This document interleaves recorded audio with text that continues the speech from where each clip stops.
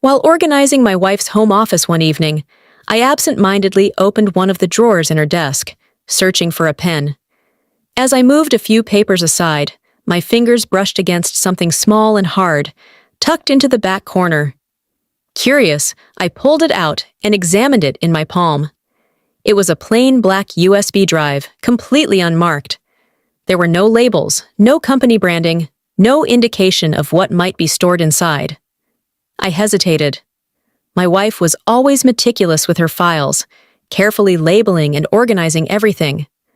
A random USB hidden away like this seemed strange. Maybe it was an old work drive she had forgotten about. Maybe it was nothing. But something about the way it was buried in the drawer, almost as if it had been deliberately placed out of sight, sent a strange feeling creeping up my spine. I knew I should put it back, close the drawer, and forget I ever saw it. But I didn't. With a deep breath, I plugged it into my laptop.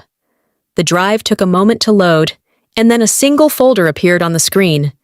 The name made my breath hitch, "Do not open." A warning like that was practically an invitation. My pulse quickened as I hovered over the folder. My mind raced with possibilities.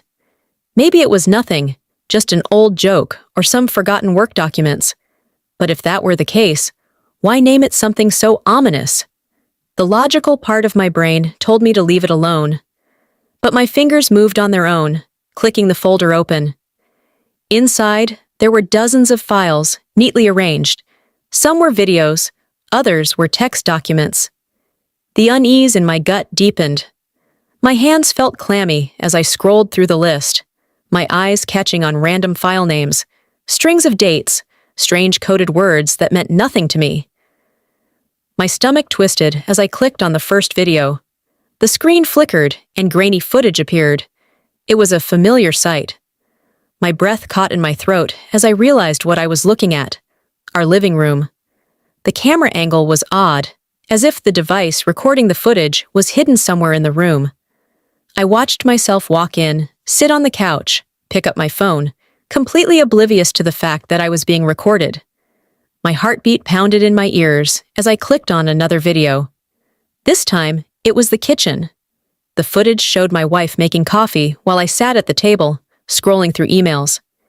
Again, the angle suggested it had been filmed without our knowledge. I swallowed hard and clicked on another. The bedroom. My blood ran cold. Someone had been recording us. My hands shook as I backed out of the videos and clicked on one of the documents. The file opened to reveal a long list of dates and times, each with detailed descriptions of conversations I barely remembered having.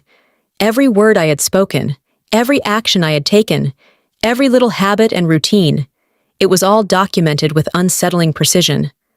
I scrolled faster, my breathing uneven. The level of detail was unnerving. It wasn't just a general log of events. It was obsessive, almost clinical in its thoroughness. I reached the bottom of the folder and found the last file. It was simply titled, "Read Me." My fingers felt numb as I clicked it open. A single sentence stared back at me. "If you found this, we need to talk." A sharp noise from the front door made me jump. My wife was home.